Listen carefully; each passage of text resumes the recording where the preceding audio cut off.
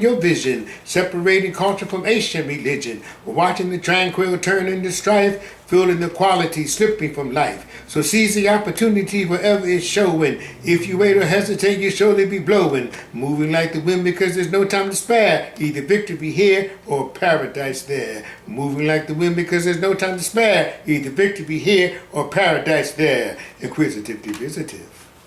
So no one had that until just now, although I had it on cassette and I lost it, but those are the words to Suliaman's part. Cassette. Oh yeah, I had it. Somebody that he knew said, "Hey man, ain't nobody got this but me, but I'm gonna give it to you because you his brother," and they gave it to me, and it's Jalal and him recording together. But like I said, it never got published, and Jalal recorded his part by himself on one of his albums at a much slower pace. So it's in the abyss now. It's out there. Yeah, it's out there. You know what I mean? But hey, it's there now. Inquisitive Derivative. Incidentally, I did put this on YouTube. Okay. You know, I think I put it. How do we find it on YouTube? Well, I think I put it underneath Informative Narratives of Sheikh Said. Informative Narratives of Sheikh Said. Okay. I just pulled it up for you, but I'll show it to you later. Okay. Thank you. So every time that I see a situation where a person made a quote or a statement, and I can relate to it, I put it to my vision, and that allows me to pay homage to the person that I'm quoting, that made the statement. Right. And I relate it to real life, because most of the time, these great writers have a vision that whatever it is they see that might not even be created yet, they write about it and they visualize it for us. Yeah. And most people that made statements that are still relevant, they are the prophets. They're prophesizing. So I'll say those people aren't supposed to be in tune with time. They're ahead of time, because they've been given the gift of insight and foresight. Right.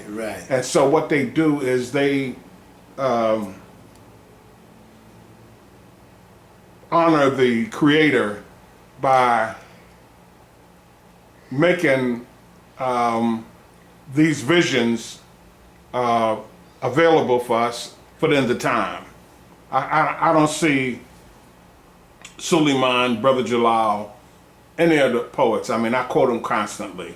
Take your hands off me, Whitey. You see it every day. You see it on the news. You see European, you've seen cops shooting us down. You see, people manhandling that little girl down in Texas, how they manhandled her. Next day she was dead. So he wasn't around to see that, but he knew it was happening. Colin Kaepernick, you don't want to acknowledge this brother, but this brother is telling you, hey, this is going on in our world. So now you want to switch it and do the switcheroo, and like they normally do, flip the script, as the young boys say, So instead of it being about what he was about, they're going to make it about something else. But they never get into the fact who wrote this. It was a Star-Spangled Banner when he wrote it. Right. So, and when he wrote it, there was a paragraph in there that he related to the Africans that were fighting on the side of the British. If you were caught, this is what's going to happen to you. So he really wasn't. He might have been a patriot for the Europeans in the United States of America, but he sure wasn't a patriot for us. Right. Because he was threatening us in this poem that he wrote, that they make all of this fuss over, that they And another thing is the war machine. They don't label it as a war machine, but that is a industry selling war, selling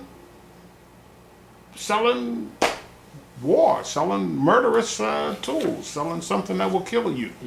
I can kill you faster than you can kill me, but I can kill you 100 times more than you can kill me. So, yeah, mean machine, devil disguised as a human being. So there you go. As I just said, there's so much relevance into what these brothers did, and I'm taking it upon myself to be able to honor your brother because he was definitely influencing my life, and I think he deserves everything that we're doing. I think he deserves the time that we're putting in to package this documentary so that people around the world will be able to experience his brother and be able to turn other people on to him that might not even ever heard of a Suliaman El Hadi. Right. Yeah. So, Suliaman, we love you. I love you just as much as your brother does. It's been a quest of mine since he died.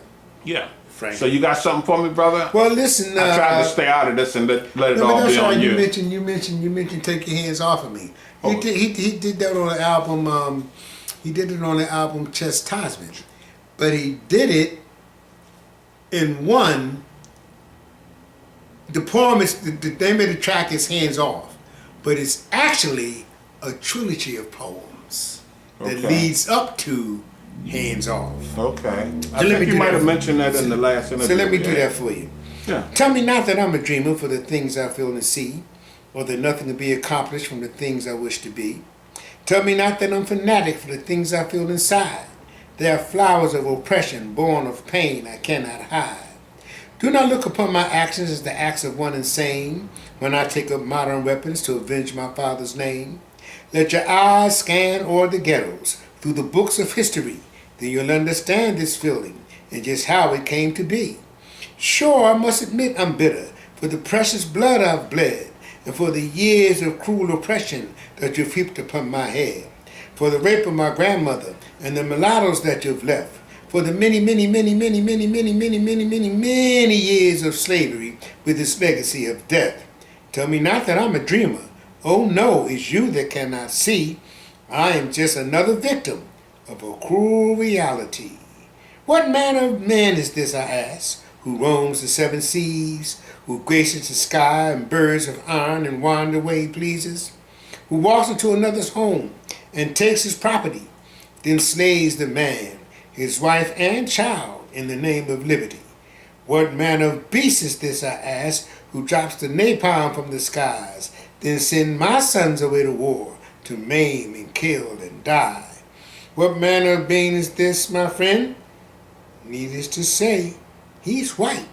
So take your hands off of me, white folks, because I've done you no wrong. I'm only guilty of making you strong. I built all of your cities and I worked in your mines. I fought to protect you many a time. It was I who taught you what it was to be brave. I had great civilizations when you lived in caves. I taught you what soap was when you dyed yourselves blue. I taught you of planting and harvesting too. I showed you what clothes were to cover your backs when you were wearing wolfskins and running in packs. When you knew nothing of the barrier of sound, it was I who taught you that this planet was round. In Palermo, Sicily, and Italy and Spain, I left my image of my grandeur and fame. And during your dark ages, when your people were blind, I built universities to enlighten your kind. When your homeland was weak and your people were poor, it was I who brought you to America's shore. While you did not even know how to survive, I showed you medicine to keep you alive. How earnest you seemed, how well you did learn, how vile the reward I received in return. But time is on my side, I'm sure you must know that the day will arrive when you'll reap what you sow. For I gave you religion, and you know it's a fact that the Christ and the Buddha and Muhammad were black. I taught you to dance and I taught you to sing. You repaid me with treachery and slavery and chains. So don't touch me, white folks, and don't look surprised. No, I'm no longer fooled by your tricks and your lies. I'm aware of your game and of your history, and I'm aware of the Judas that you've been to me. So watch out for me, white folk. It's just a matter of time. I'll soon be together, then vengeance is mine. So that was really on a trilogy that he did on the album Chastisement. I have a question. In that poem, he says the many mulattoes that you left. What does that mean? Mulattoes were the babies that were born from the white master and the Don't slave. say master. Don't say master. For the white boy. Yeah, the kidnapper. The kidnapper, yeah. From the white boy and the black person. Yeah. They call them mulattoes. Yeah, sure, definitely wasn't a black man and a white woman. No, definitely. They call it Queen. Okay. They call them mulattoes. Yeah. No. We're almost finished, man. So that was a question because I think I thought I knew the answer, but for those who didn't, Yeah. we need to make it clear Right. that they were the rapists.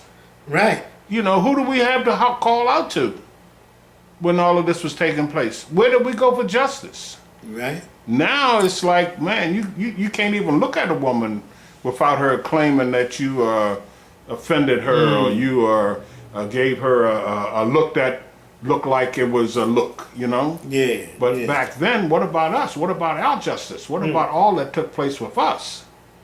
So Brother Suliman saw that as well. Yeah. Yeah, he was prophetic like that. He did a poem. He did a poem that he called "The Riot." You may remember that poem. No. You remember when they did this thing? When did that happen to Rodney King? I don't know the date, but it was... Here recent times, right? Anyway, he did a poem back in...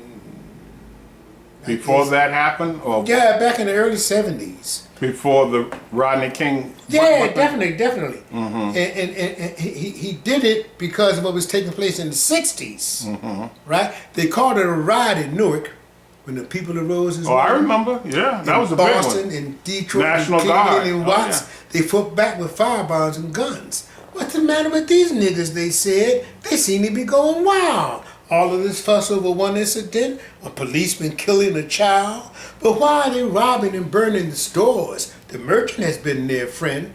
Well, maybe he cheated for a few cents every now and then.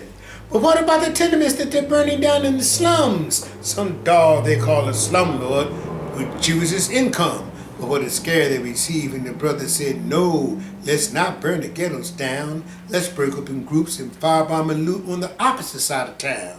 So then they called in their army, machine guns and tanks, and ordered them to attack. And the people arose together as one and used what they had to fight back. And now that it's happened, the question arises, why are the fury and fuss? But if they look through their past and examine their deeds, they'll know what has happened to us. When will the promises be fulfilled that they've made to us over the years? Where's the pay we had not received for our blood, sweat, and tears? Where's the employment that we need and the decent salary? Welfare checks just won't work to feed a family. They say conditions are this way because we don't have skills. But instead, they offer us extermination pills. So we sound the warning. They better change their tune. They might do something to get things right. They better do something soon. Their law enforcement will not work. Whatever they conspire, we will fight fire with fire. No, that was not a riot that they saw down in the slums. That was just a dress rehearsal for things that's yet to come. Now, he said that in the 60s. In the 60s. You know what I mean? And you saw what happened with Rodney King in the 90s. All right, not only that, you saw it in Boy Brown when they, I mean, listen. Right. Yeah. I got one more request, my brother, if you Yes, can. sir. The pill. The pill. Can you lay that pill on me? You know, when he did the Matter of pill, fact, I might do a separate link on that pill. you know, when he did the pill, I believe it's in here. When he did the pill, I was with him at my sister-in-law's house. Can you show me that book that you keep going through? Oh, yes. This is the book that he and Jalal did. Okay. This And it's Last Poets, Vibes from the Scribes. Yeah. Need to try to find that. Okay. Well, I don't know. It was Prudo Pless in 19... But it's a treasure. Yeah, It's a treasure for those who 85. have it. it was copy mark from 85, 86, 87, 88, and the last one was 89. Okay. You know what I mean? Anyway, he did this pill. I remember sitting there at the table and he said, Saeed, I got a new poem, man. I said, yeah. He said, oh, man. He said, this is going to be a hit. I said, oh, yeah. He said, yeah. So he told his boy, Abu Mustafa, the drummer, he said, hey, man, play on the table for me. So Abu Mustafa didn't have his drum, so he's playing on the table. And my brother went off into it. Kill the pill will kill. Kill the pill will kill. Are you aware of the pill to do bop bop? Kill the pill will kill. Its basic design is to kill. The fertile womb becomes a tomb for a new child unborn still. I say, are you aware of the brute whose job is to wither the fruit, to cause us to fall our history and all by cutting us off at the root? They say we'll stunt Africa's growth, and Asia has too many folks. Too large is the mouth of the Latin South, who'll aid them by cutting their throats. No, we must approach as a friend and do our job from within.